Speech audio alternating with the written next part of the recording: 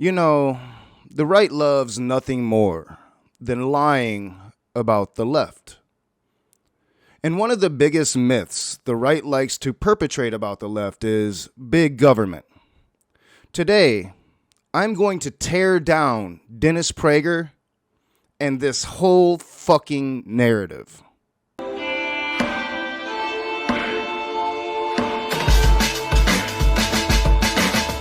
What is up, you godless and secularists? Welcome back to the Raging Atheist.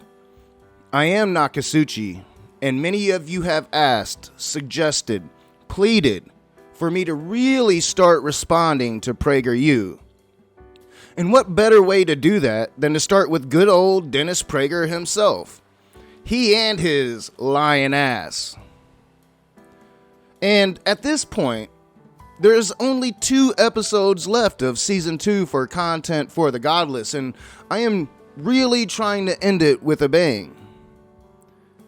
And while there is going to be a quote-unquote season, as Girl Defined would put it, where there won't be much, if any, content on this channel, I am really excited for the direction I am taking the channel.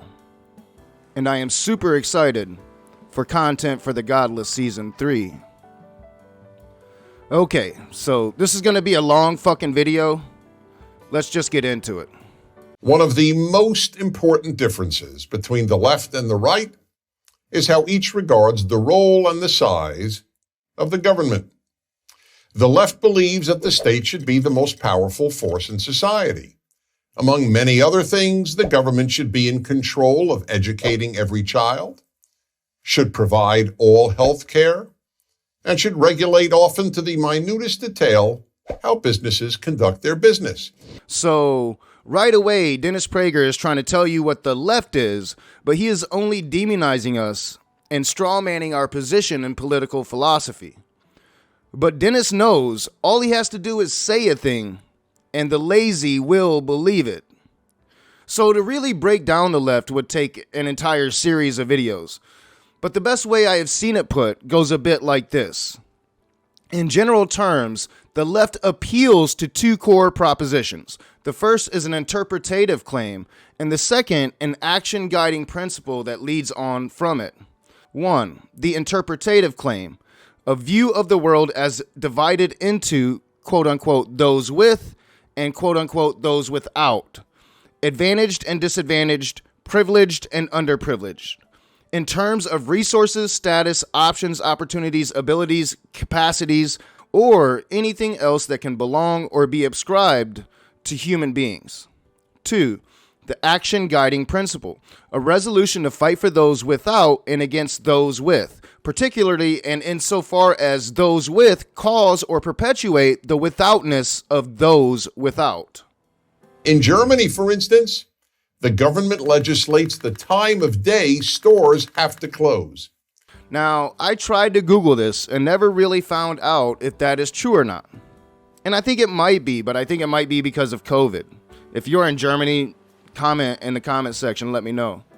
But in researching this, I found Germany to be a delight, an example in how capitalism could work for the worker class if you actually don't allow the crony corporate capitalism that we experience here in the United States. In Germany, they have the Mittelstand.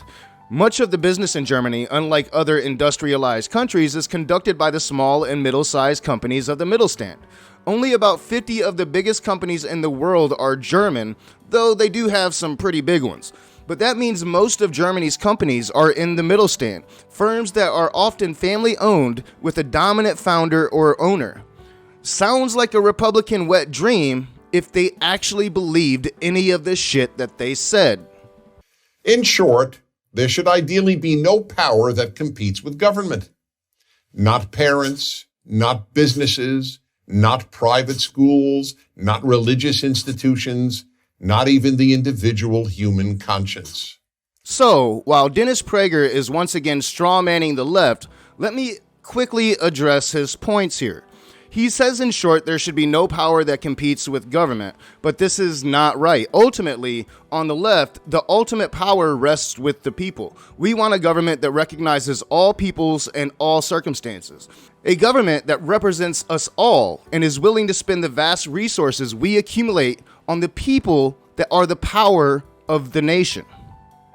Now, he tries to portray us as totalitarian, where government is the supreme ruler. And I hate to inform Dennis Prager that totalitarianism is a right-wing thing. But let us talk about this myth of the left and big government for a moment. Big government is considered a liberal thing solely because of the PR campaign by the right for the past 40 years or so. The right has repeated this talking point ad nauseum to the point it is now ingrained in the way people think.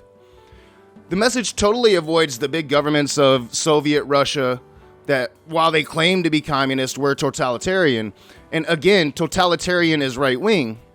The governments of Nazi Germany, fascist Italy, post-World War II North Korea, or China for much of its history. The truth of big government is this. Governments get bigger when it has more to do in society, regardless of whether it is left-wing, right-wing, or authoritarian. There could be any number of reasons a government grows, but here are some of the driving factors. Helping people, such as a welfare state.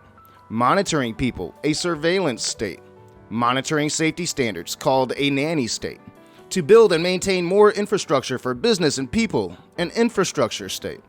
To invade other countries or protect your besieged country from being overrun, a wartime state. The more a government works on these, the more people a government needs to work. The more people a government has working, the bigger it gets. By modern standards, my opinion is that the United States has a moderate welfare and infrastructure state, a strong nanny state, and a very strong surveillance and wartime state. In the military, while both parties will grow it, well, that is the right wing's baby. Conservatives, on the other hand, believe the government's role in society should be limited to absolute necessities, such as national defense, and to being the resource of last resort to help citizens who cannot be helped by family, by community, or by religious and secular charities. So, absolute necessities, such as national defense or helping the poorest of the poor. Okay. So we have a military that isn't for defense, but for policing or taking over the entire fucking world. Most of our money goes to national defense. In 2018, Trump allocated for 2019 alone $686.1 billion for national defense. Compare that to Biden's new proposal of $715 billion for national defense, which is basically the same given the inflation in that short period. Inflation that's not all due to Biden, mind you. Trump bears a lot of fault for the current inflation as well. We give all of our money to national defense, the industrial military complex, so we can try to be the muscle of the planet Earth, while our people starve. You say, give to only the absolute poor. Well, that constitutes, according to the 2020 census, 27.2 million people. But that assumes that the absolute poor are the only ones that need help. In a country that has went tax haven for corporate oligarchs, the middle class struggles to put food on their table. They struggle to give their kids medicine or what they need to be successful in school. There are a plethora of problems that extend to more than just those that absolutely need it. And fuck your assumptions that charity will cover it. How about we stop spending money for death and start spending money for life? Conservatives understand that as governments grow in size and power, the following will inevitably happen. 1. There will be ever-increasing amounts of corruption. Power and money breed corruption. People in government will sell government influence for personal and political gain, and people outside government will seek to buy influence and favors. In Africa and Latin America, government corruption has been the single biggest factor holding nations back from progressing. So Sarah Chayes had an interesting response to an interview that she was doing for her book on corruption in America. And I'm going to lay out her response verbatim for you because this destroys Dennis Prager's straw man. The question was, there's a line in your book about people revolting against a rigged system, which they can no longer tolerate. I was thinking about it on January 6th because Republicans believe the system is rigged against them and Democrats think the system is rigged to favor Republicans. And her response was, what we're getting wrong is that the system is not rigged in favor of one party or another. It's rigged in favor of the super rich, basically, and the super rich span parties. So what's very interesting is you have a kind of elite network at the top that in largely bipartisan ways, not entirely, the masterminds of this rigging since the mid-1970s, but picking up steam in the 1980s and especially in the 1990s, have largely been Republican. However, Democrats have jumped in with both feet. You can look at Bill Clinton's deregulation.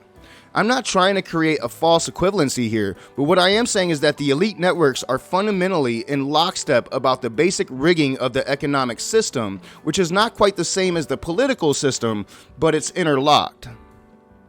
And then what they do on both sides is agitate the identity divide to keep us regular people focused on, oh, it's the other, be it the other political party, be it the other race, be it the other gender. It's the other that is rigging the system against me and my people. So that effectively decimates the only thing that could reign in these basically corrupt networks, which themselves are actually kind of welded across all these divides. A cross-cutting coalition that is bound and determined to rein them in. The problem is all the identity divides decimate that coalition or that consensus, if you will.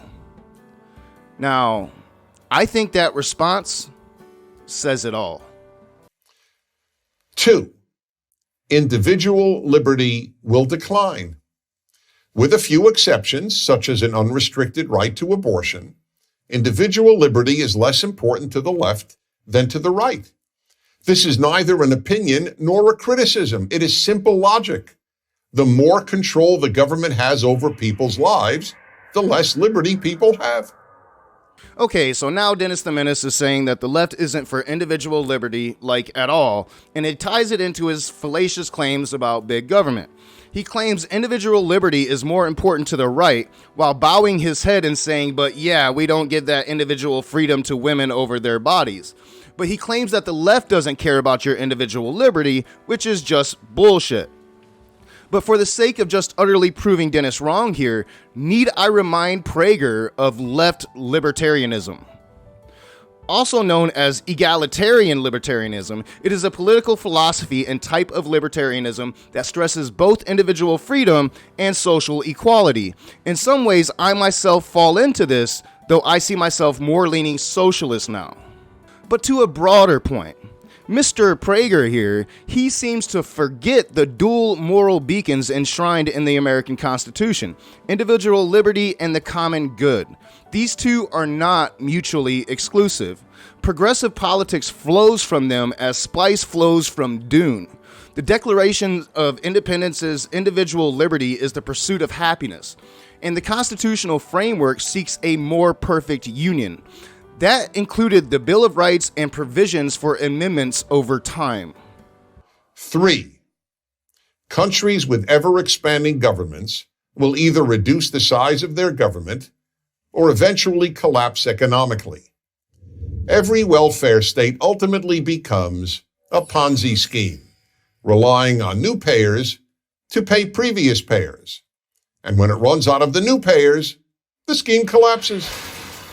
All the welfare states of the world, including wealthy European countries, are already experiencing this problem to varying degrees. Another false claim and intentionally misleading, designed to turn people against their own needs and interests. It's a Ponzi scheme. Sure, they give you stuff now, but later you'll have to pay for it because nothing is free.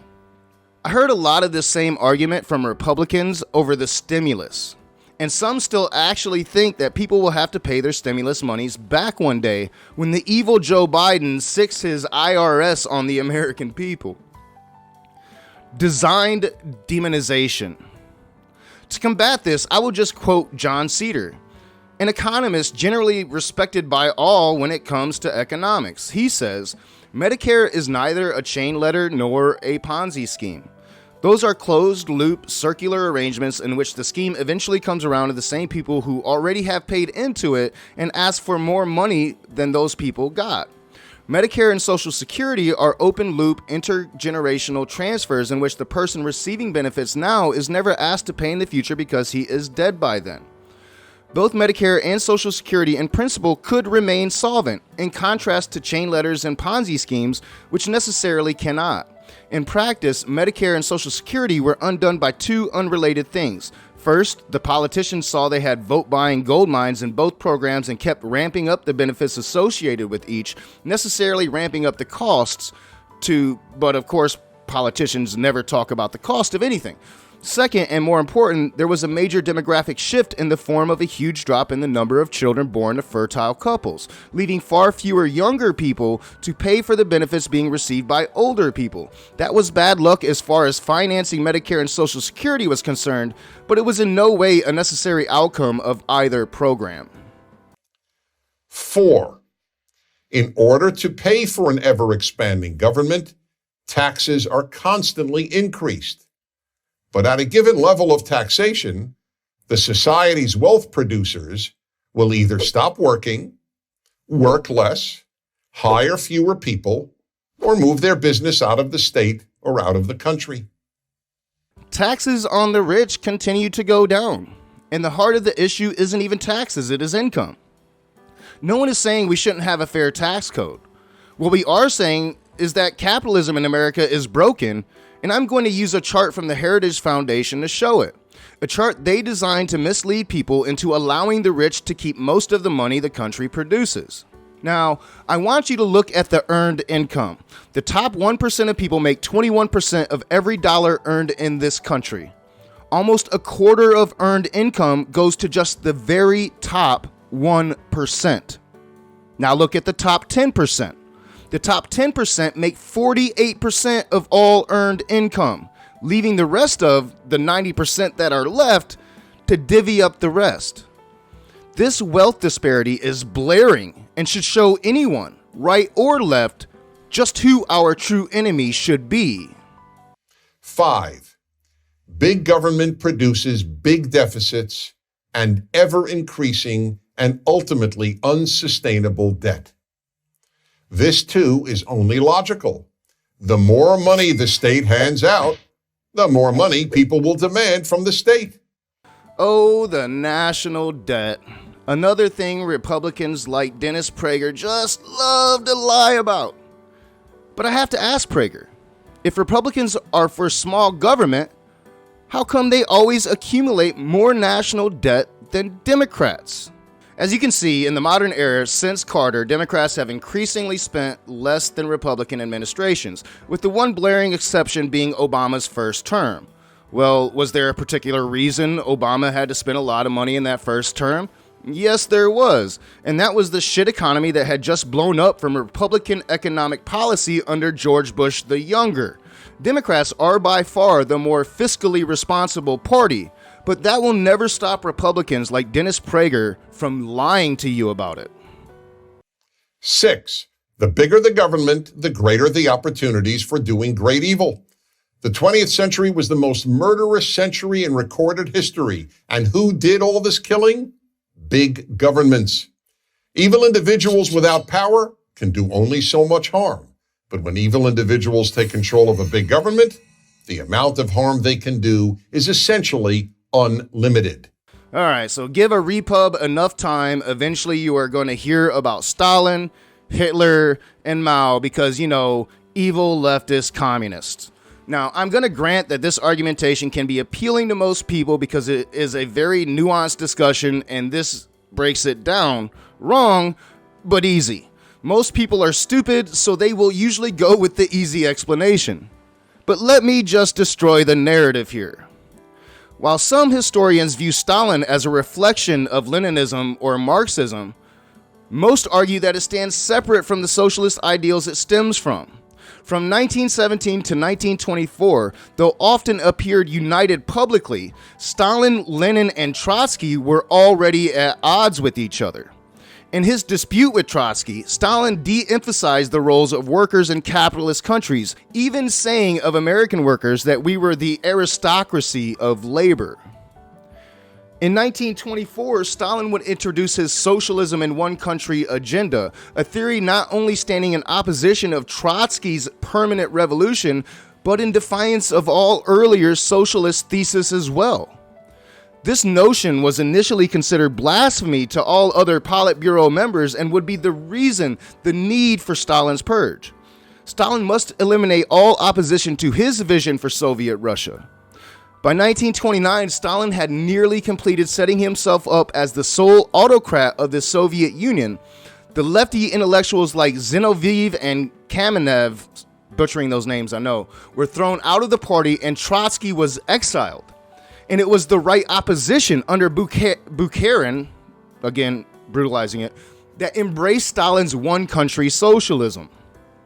Mao, I'm not going to spend too much time on because he is the one at least that started as a lefty, in my opinion, I think. Power corrupts, and when Mao had absolute power, it corrupted him without a doubt. 40 to 50 million people dead.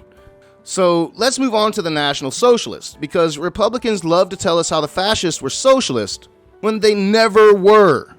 Now, I'm going to be quoting Ronald J. Granieri, who is a Templeton Education Fellow at the Foreign Policy Research Institute and history professor at the U.S. Army War College. The Nazi regime had little to do with socialism, despite it being prominently included in the name of the National Socialist German Workers' Party. The NSDAP, from Hitler on down, struggled with the political implications of having socialism in the party name. Some early Nazi leaders, such as Gregor and Otto Strasser, appealed to working class resentments, hoping to wean German workers away from their attachment to existing socialist and communist parties. The NSDAP's 1920 party program, the 25 Points, included passages denouncing banks, department stores, and quote-unquote interest slavery, which suggested a quasi-Marxist rejection of free markets. But these were also typical criticisms in the anti-Semitic playbook, which provided a clue that the party's overriding ideological goal wasn't a fundamental challenge to private property. Instead of controlling the means of production or redistributing wealth to build a utopian society, the Nazis focused on safeguarding a social and racial hierarchy. They promised solidarity for members of the, not even going to try to pronounce it, Volksgemeinschaft, there I tried, but the racial community, even as they denied rights to those outside the charmed circle. Additionally, while the Nazis tried to appeal to voters across the spectrum, the party's founders and initial base were small businessmen and artisans, not the industrial proletariat of Marxist lore.